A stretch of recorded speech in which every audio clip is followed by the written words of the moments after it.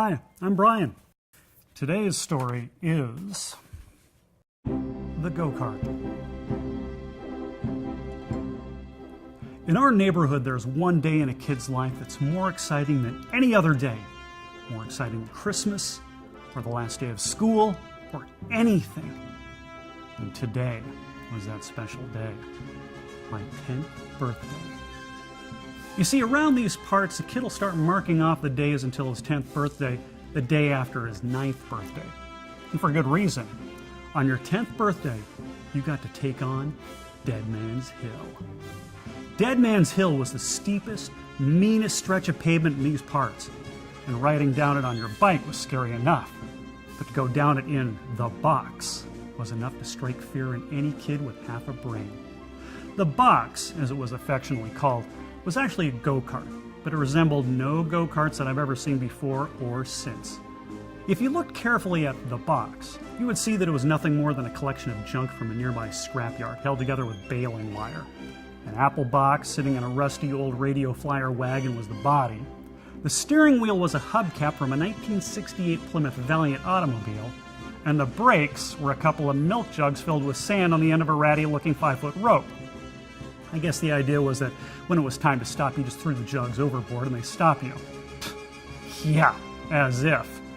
In all my years of watching kids make the plunge down Dead Man's Hill, I'd yet to see anyone deploy the brakes. Most kids just come to a stop by running into the juniper bushes at the bottom of the hill. It's kind of prickly, but effective. At least that's what the kids do who actually make it to the bottom.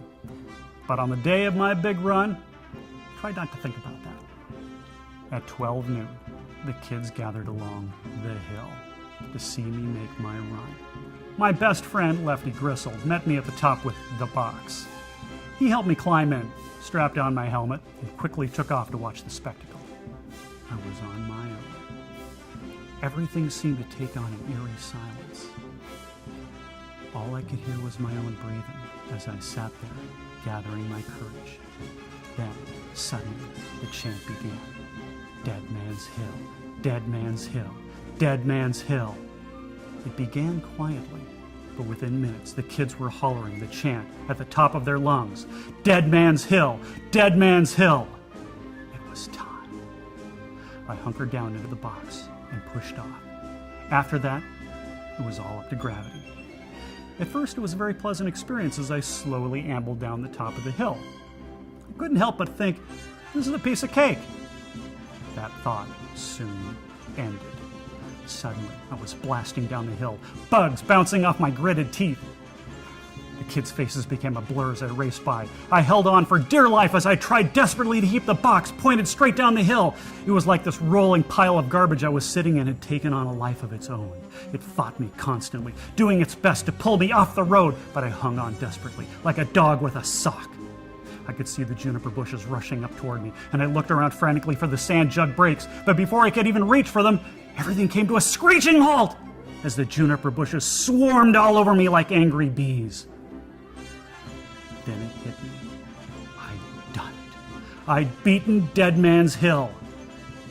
The rest of the day was a warm, sunny blur of backslapping and congratulations. A day of bragging and swapping stories of other heroic feats. You know, I expect that as I get older, I'm going to have more adventures.